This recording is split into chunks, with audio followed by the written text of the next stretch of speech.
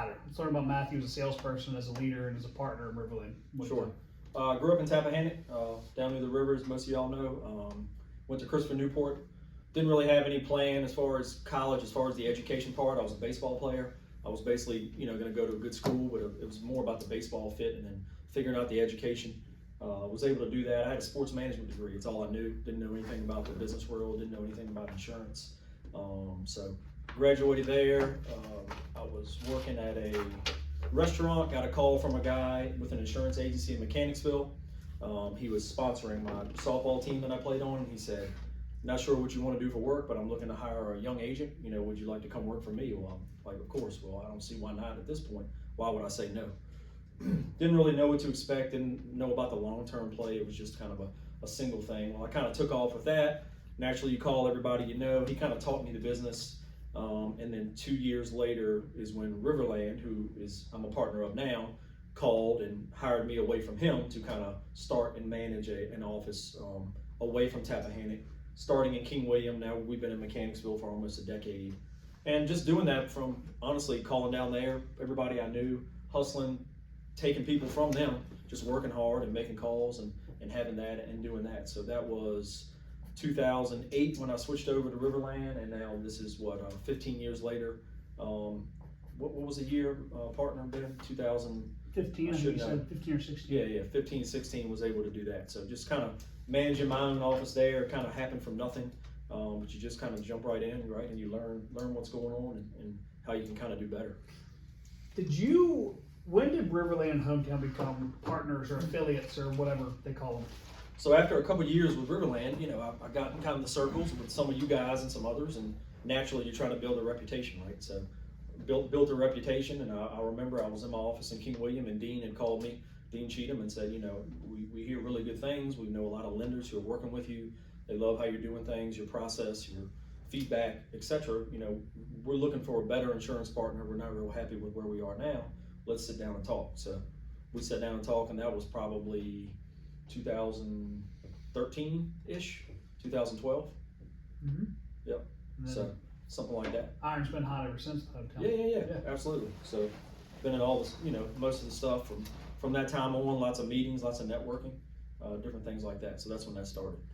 What's your team right now? Like you got Mary, right? Uh-huh. And just you two guys, as far as like your insurance business. Yeah, my office I have one full-time customer service rep, a CSR is what you hear in the terms of insurance, and then I have one part-time who's there 2 days, and then we have another office with 20 employees, so that kind of pulls off that, right? Mary's off, calls go there. We have a bunch of resources that pull off of that, but it's pretty simple.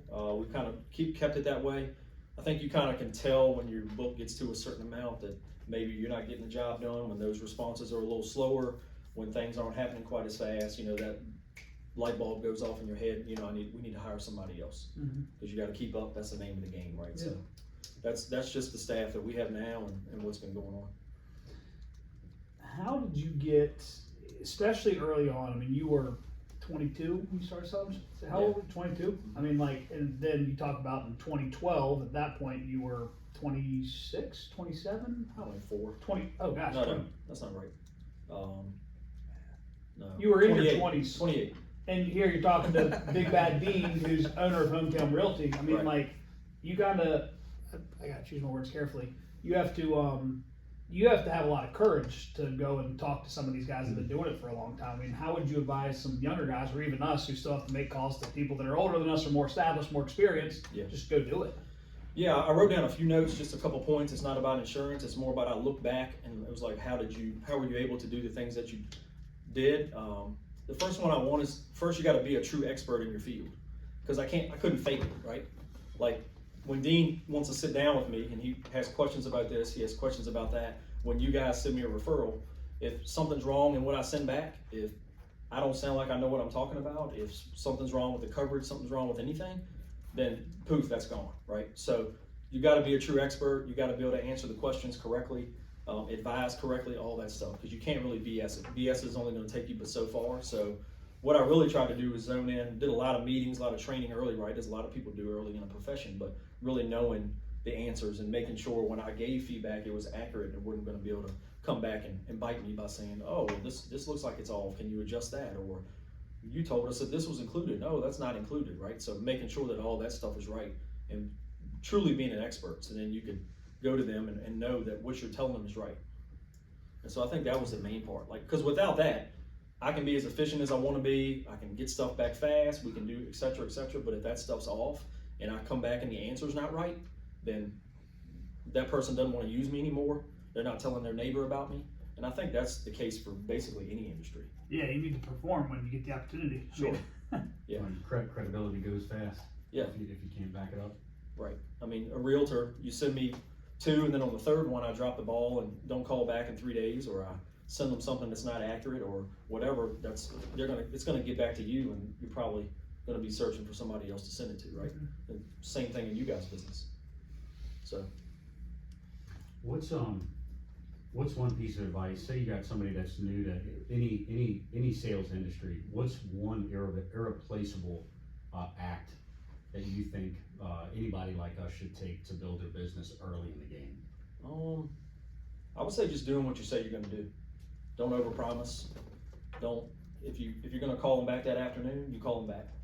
If it's gonna take 4 days to get that business proposal back, that takes me a lot of time, or takes underwriting a lot of time, tell them that. Don't tell them it's gonna be tomorrow and then try to figure it out.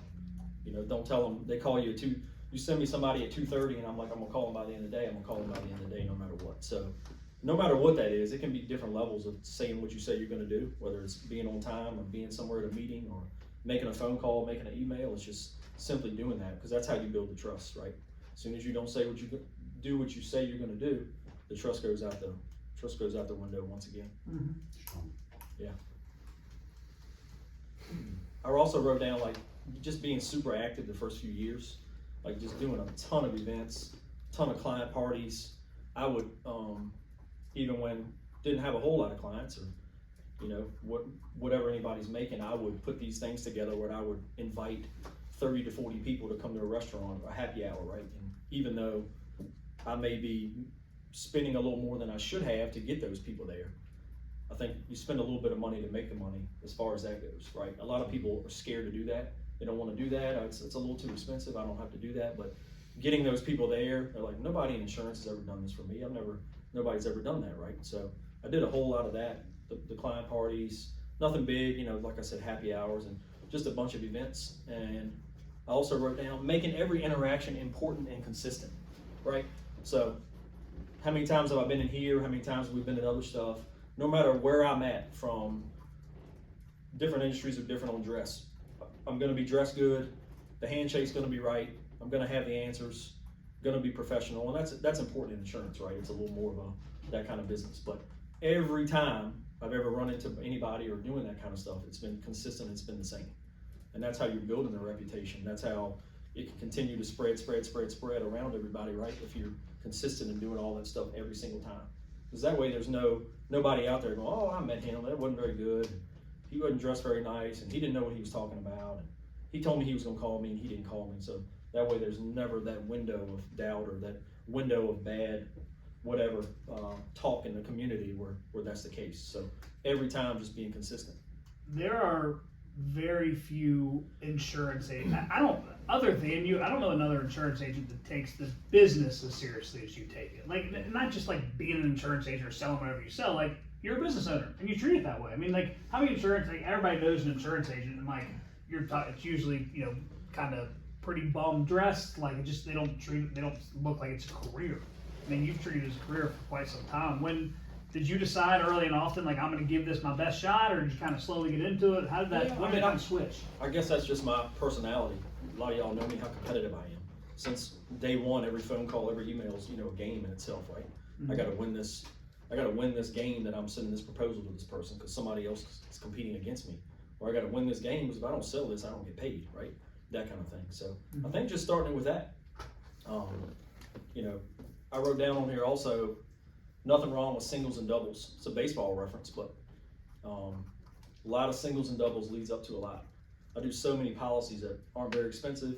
People would say, oh, you don't make very much money on that, but it adds up. A small one that you're creating a good relationship with somebody leads to them telling 3 more people, right? So I think we all try to whale hunt, maybe sometimes a little too much in all industries. and singles and doubles are awesome. They'll go a long way of create a long-term life of, you know, consistent business and consistent stuff going on.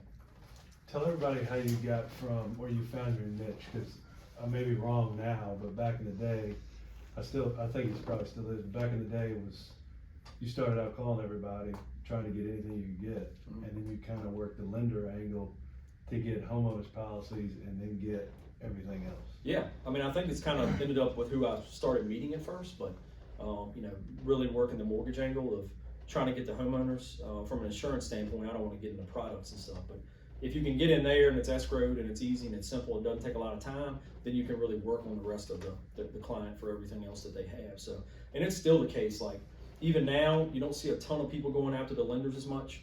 There's a lot of whale hunting. Of course, we do commercial and we do everything. And even now, middle market accounts, which is no more than $50,000 in premium per year, which is a ton of businesses, right? A lot of agencies don't even call on these people. They don't want to do anything. It's got to be a certain amount to make it worth it. And it's the same way, like just doing so many homeowners every month is guaranteed way to grow. And then working the middle market, working the contractors, the building owners, the different things that's 10, 20, 30,000 in premium a year is just huge. And you're seeing less people work for it, because I think just like in a lot of industries now, not as many people are working hard.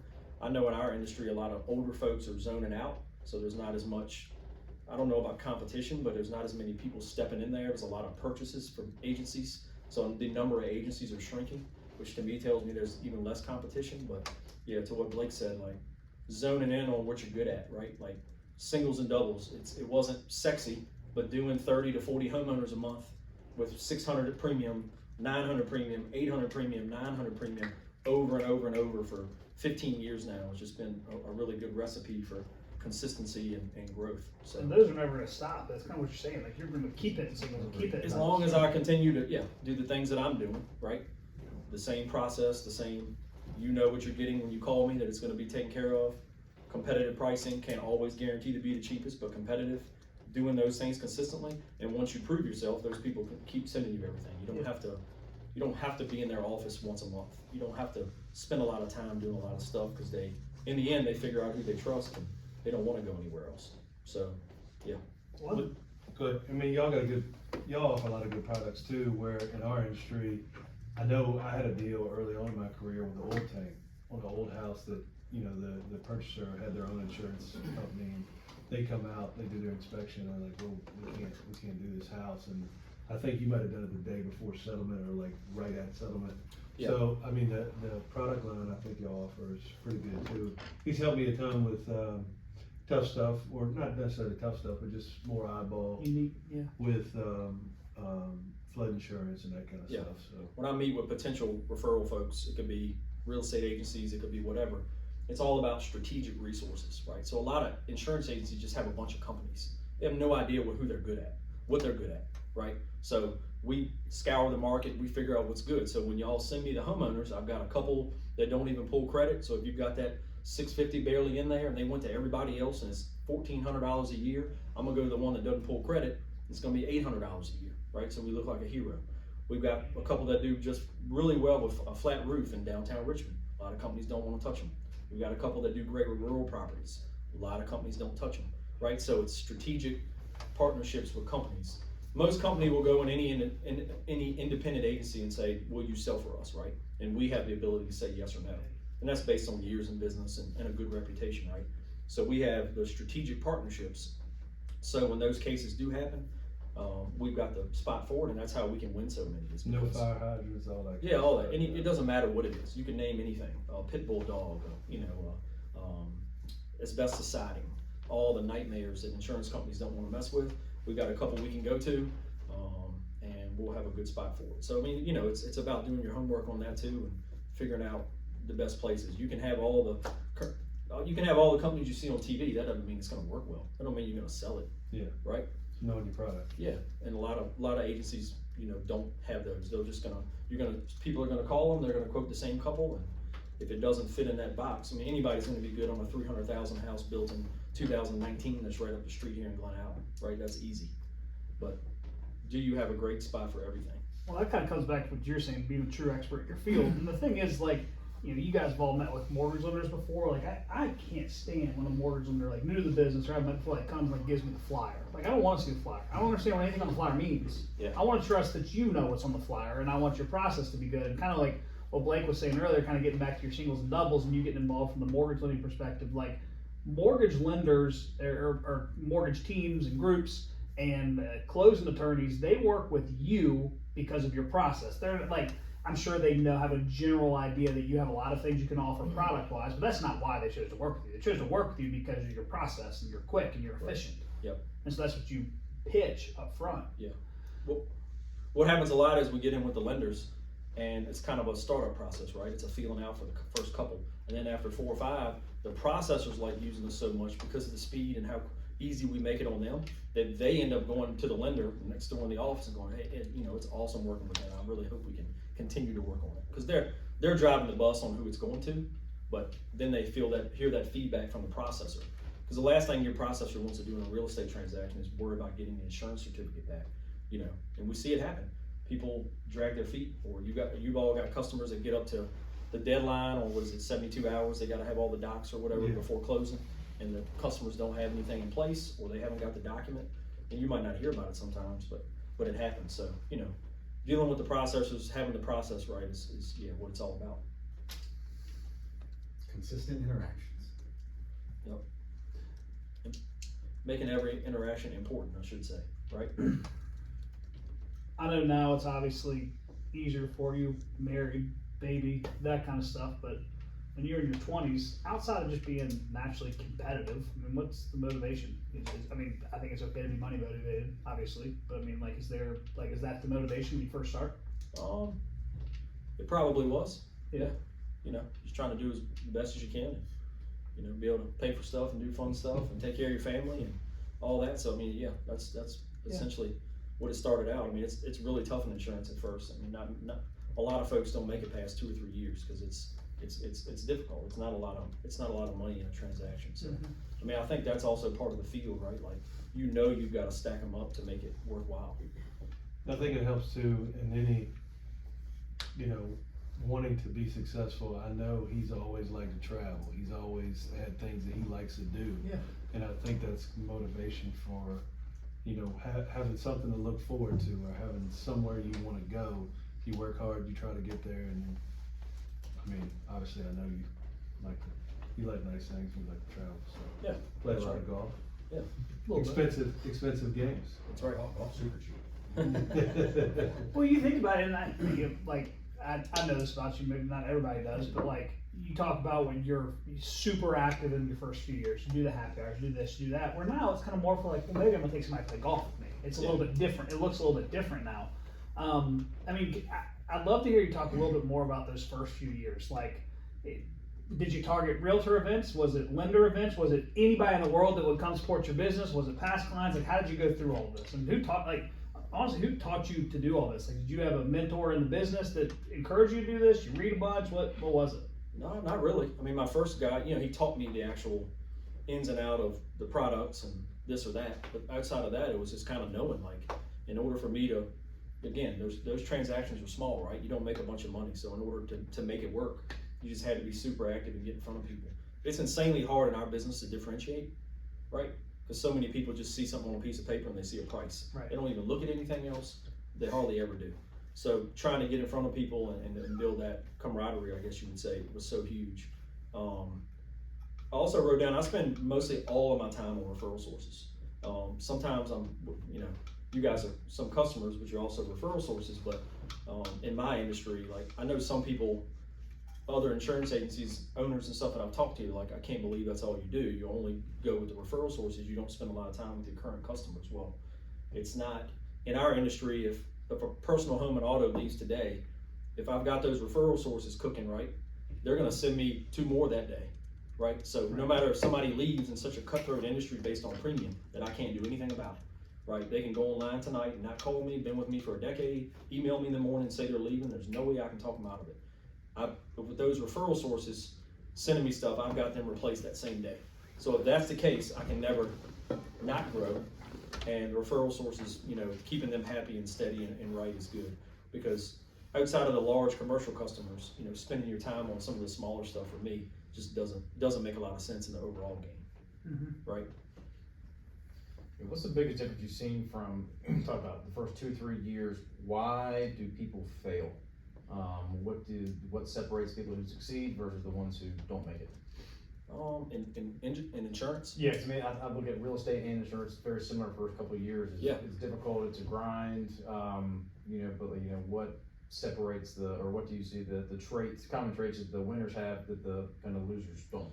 Well, I think it's a lot of what I said. Like every phone call and every email has got to be not life or death, but it's got to be a huge deal to make that sale. Yeah.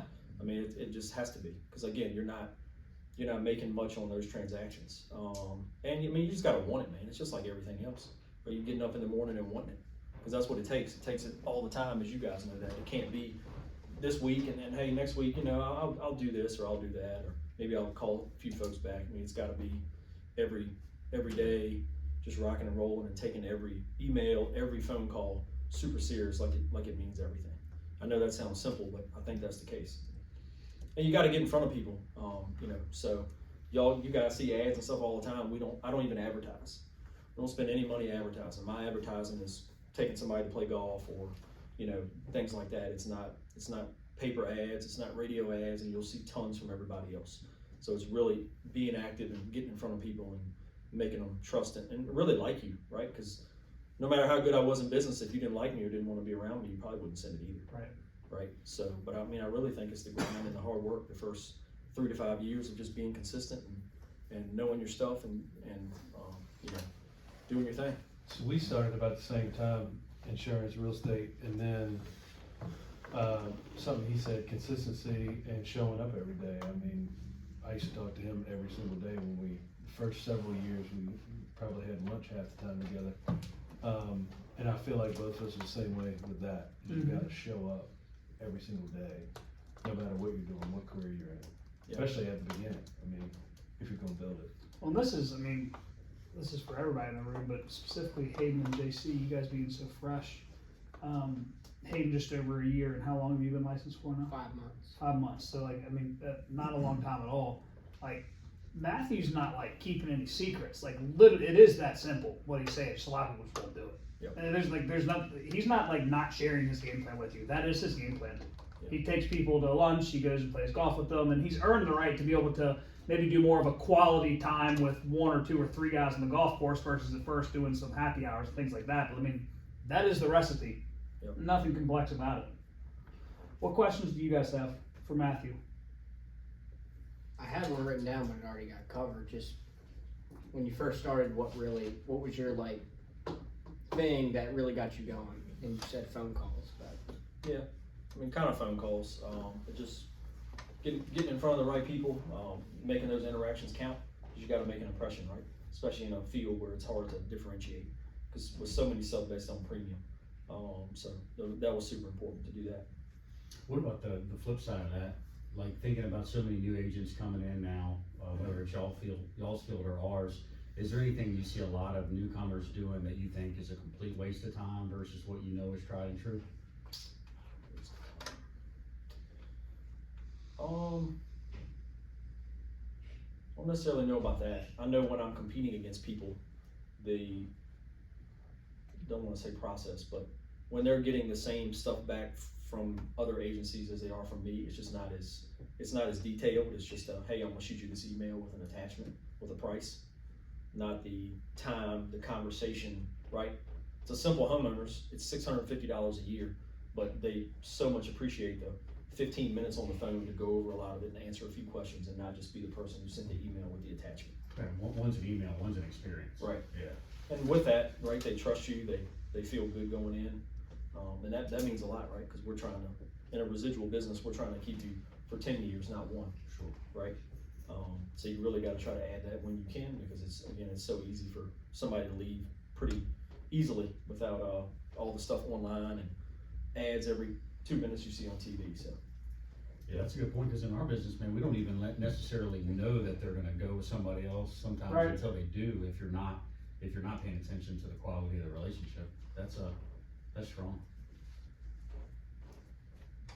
you mentioned your referral sources. I mean, do you keep like an organized list of these people, or you just kind of know who they are? Yeah, I keep a list of them. Yeah, like, And from the lenders, I have a list of, as soon as they close, like what date, what's the name, gotcha. just for stuff I do at the end of the year, or, you know, knowing exactly what's going on. Sometimes I'll co-pay for an event, right? Like, hey, make sure you invite these 25 customers that we both work with this year, because I haven't met any of these people in person. That's another thing. Like, I don't even meet them. Most personal lines customers, That's the referral sources too. I don't meet 95% of my customers ever. Not one time. I've never seen them. Couldn't pick them out anywhere. That's because they're referred from somebody and they trust the referral and what we do. But yeah. So keeping track of all that and then co-doing, you know, because then I can meet them. You know, split it with the lender. He invites some people that I haven't met, so I meet them there.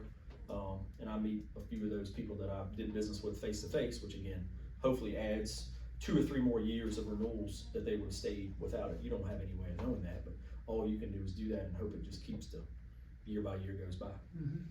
So That's such a testament to running a business by referral, right? It is, like, yeah. like 90+% of your clients, you don't necessarily meet them face to face, but their barriers down when they come to you, because they're like, look, Tignor, you took care of so and so, and he loves you.